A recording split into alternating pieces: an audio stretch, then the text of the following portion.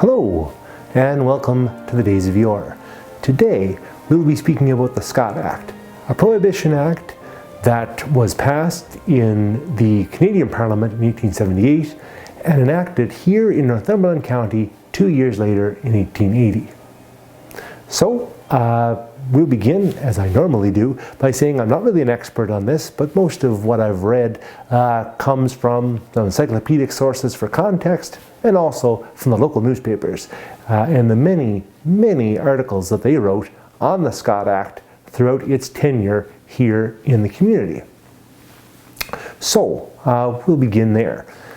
So, as I mentioned, in 1878, the Canada Temperance Act, also known as the Scott Act for the gentleman who proposed it, was passed in the Canadian Parliament. Now, this was seen as kind of a local compromise. The idea was that the revenue that came from the sale of beverage alcohol was not something that necessarily the whole country wanted to give up. Those regulations were divided between the provincial and federal government anyway.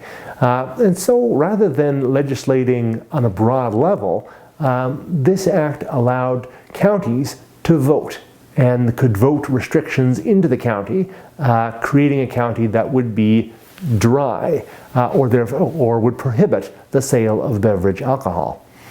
And in 1880, Northumberland County did just that.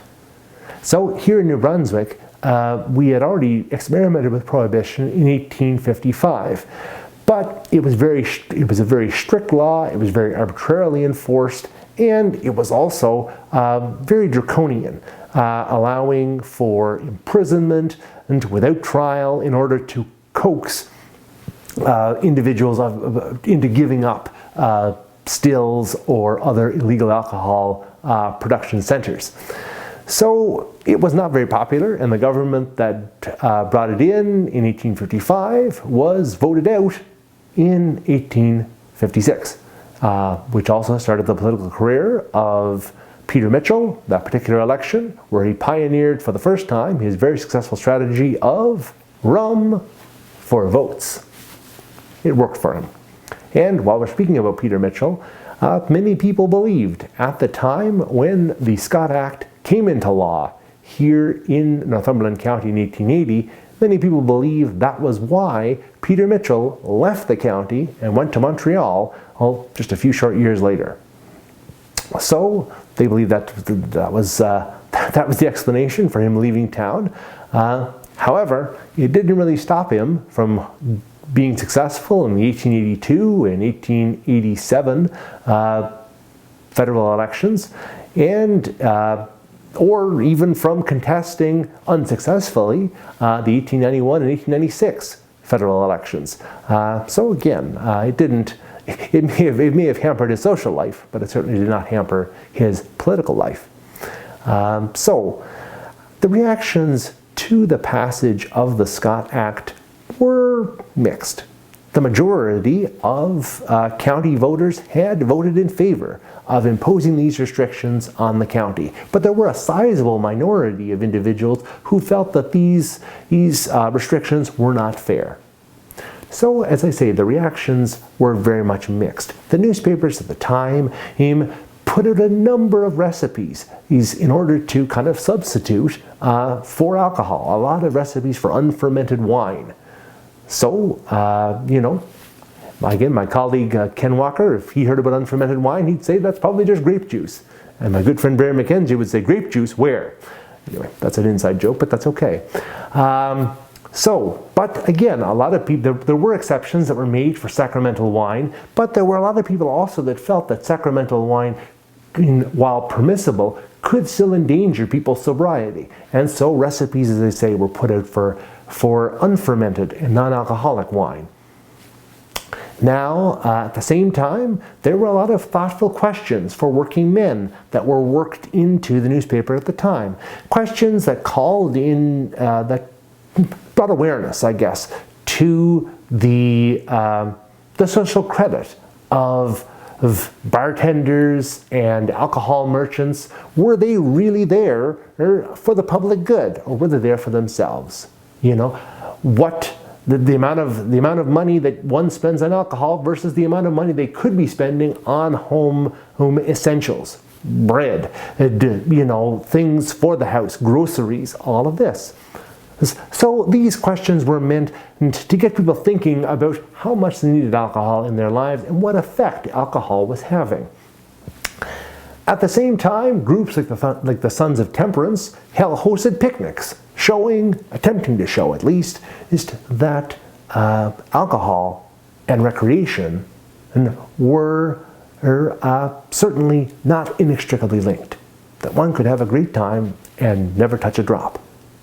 So that was definitely one reaction to this imposition and to the passage of this law and this act here in the county. On the other hand, as I mentioned, there were a large minority of individuals who did not support the Scott Act. And whether it was because they felt that moderation rather than prohibition was the way to deal with alcohol, whether they felt that it was not right for the government to legislate morality in this way, or whether they simply saw a lot of opportunity to make money. It's not really clear, but for one reason or another, maybe for a lot altogether, there were a lot of people who contravened the Scott Act, and again, a lot of whom made some money doing it. And there were far more of them than the county inspector, John Menzies, could ever hope to properly police. One example of this was there were a duo of ladies in Nelson who on 3 times in as many weeks were caught and fined for selling illegal alcohol. So again, it seemed the cost of doing business to pay this $50 fine and they were able to do it week over week over week, and nothing really changed. And a lot of people at this time, a lot of the people on the pro Scott Act side that I just got done speaking about, wrote to the newspaper saying that the fact that there were no escalating penalties and that the penalties themselves were not all that stiff meant it didn't really discourage anybody from abiding by the law. And even when the fines were doubled, even when a jail term was attached to those fines, it really didn't stop anybody. A good example of this comes from Beaubears Island.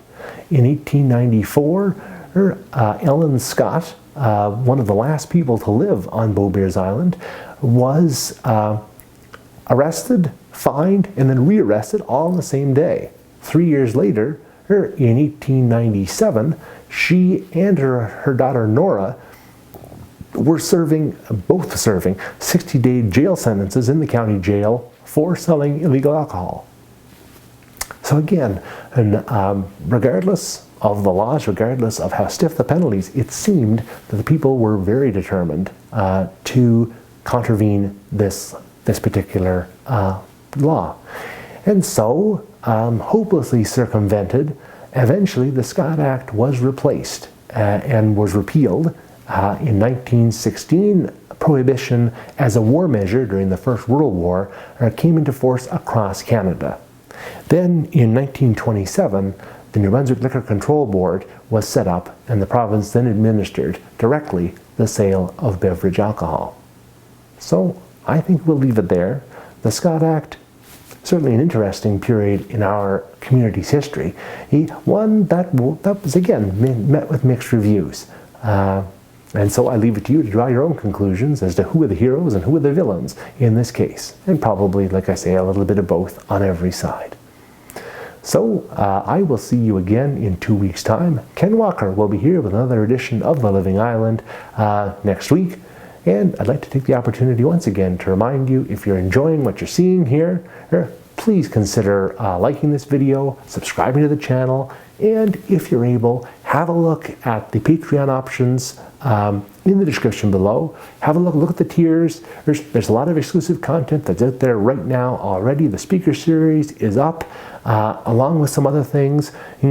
Really, again, if you're able, some great value there and it helps us a great deal as well and allows us to bring more to you on a week-to-week basis.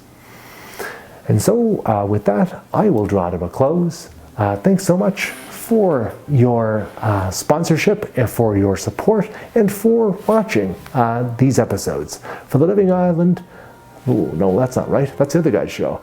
For the Days of Yore, I've been Dr. Sean McCarthy. All the best.